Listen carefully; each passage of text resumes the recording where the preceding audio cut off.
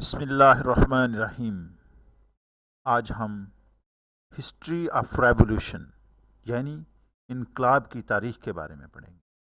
سیاست یعنی پالیٹکس ایک طاقتور اور متحرک ڈائنامک انسانی تخلیق ہے جو سب سے زیادہ سچائی سے ظاہر ہوتی ہے۔ ایک انقلاب سیاسی معنوں میں حکومت کی ایک شکل سے دوسری میں اچانک زلزلہ تبدیلی ہے۔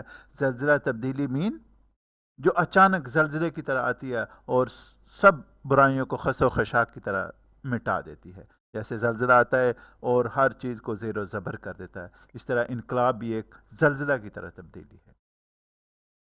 جو بھی انقلاب دنیا میں آتے ہیں اس کی کئی شکلیں ہیں، وہ اکثر مختلف ڈگریوں میں۔ اگر ہم ان انقلابات کا جائزہ لیں تو ان میں 4 خصوصیات مشترک پائی جاتی ہیں۔ آئیے ان کا بغور جائزہ لیتے ہیں۔ سب سے پہلے ہے ڈیسیڈنٹ اشرافیہ ڈیسیڈنٹ ایلیٹ، اختلافی اشرافیہ۔ بڑے پیمانے پر مایوسی، ماس فرسٹریشن، مشترکہ حوصلہ افزائی، شیئرڈ موٹیویشن، ریاستی بحران، اسٹیٹ کرائسس۔ آئیے جیسے جیسے ابھی یہ ان کی وجہ سے جن جن ملکوں میں انقلاب آتا ہے ان کا جائزہ لیتے ہیں۔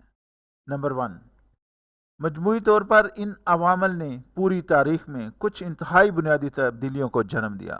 انقلابات کو اکثر اختلافی اشرافیہ کی طرف سے سہولت فراہم کی جاتی ہے۔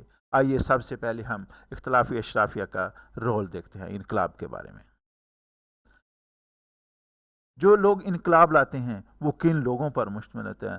ان کے پاس دولت ہوتی ہے، طاقت ہوتی ہے، تعلیم ہوتی ہے، اور ان کے پاس ایک حوصلہ بھی ہوتا ہے جو اس وقت کی موجودہ انتظامیہ آتی ہے کہ وہ ان کو چیلنج کرنے کے لیے تیار ہوتے ہیں۔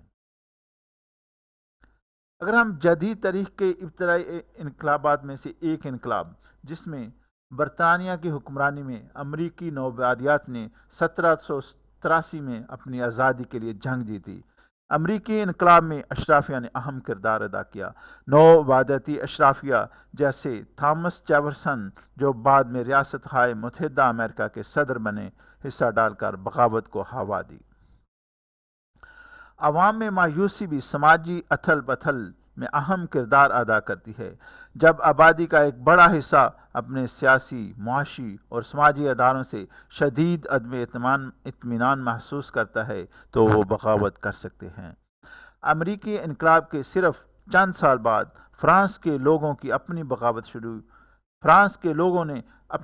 شروع کی، اور ایک پرانا جاگیردارانہ نظام جس نے کئی عوامل بشمول اقتصادی مشکلات، سماجی عدم مساوات کو ہوا دی، سب نے اختلافات میں حصہ لیا۔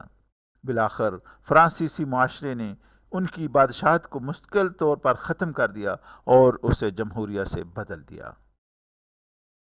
ایک اور خصوصیت جو کہ مشترک پائی جاتی ہے ان انقلابات میں، شیئرڈ موٹیویشن، مشترکہ حوصلہ افزائی۔ مشترکہ محرکات وہی ہیں جو لوگوں کی ایک بڑی تعداد، خاص طور پر متعدد کلاسوں سے اور گروپ، مؤثر طریقے سے بغاوت کرنے کے لیے متحد ہوتے ہیں۔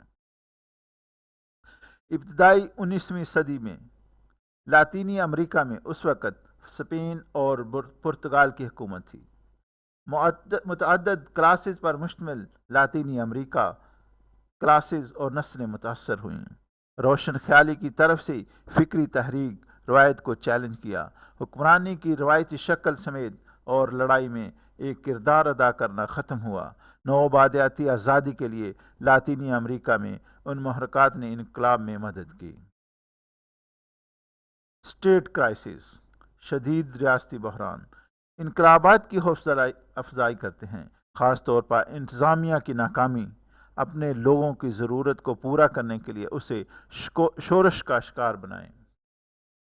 20ویں صدی کے اوائل میں روس میں انقلاب آیا۔ حکومت کی غیر معمولی کمزوری کی وجہ سے اس کی سیاسی، فوجی، معاشی نظام عملی طور پر تباہ ہو چکے تھے۔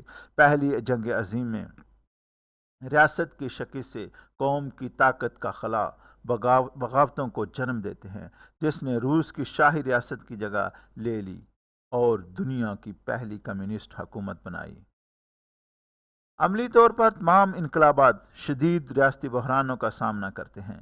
مشترکہ حوصلہ افزائی، بڑے پیمانے پر مایوسی اور کسی حد تک متضاد اشرافیہ، جبکہ انقلابات میں مختلف کھلاڑی شامل ہو سکتے ہیں۔ حکومتیں اور ثقافتیں وہ خصوصیت ہے جو وہ بانٹتے ہیں، ان کے اختلافات کو عبور کرنے میں ان کی مدد کرتے ہیں اور انسانی فطرت اور سیاست کی حرکیات کا مظاہرہ کرتے ہیں۔ یہ چار بنیادی چیزیں تھیں جو دنیا میں جتنے بھی انقلاب آئے ان میں سے چار، یہ چاروں میں سے کوئی ایک نہ کسی طرح شامل تھی۔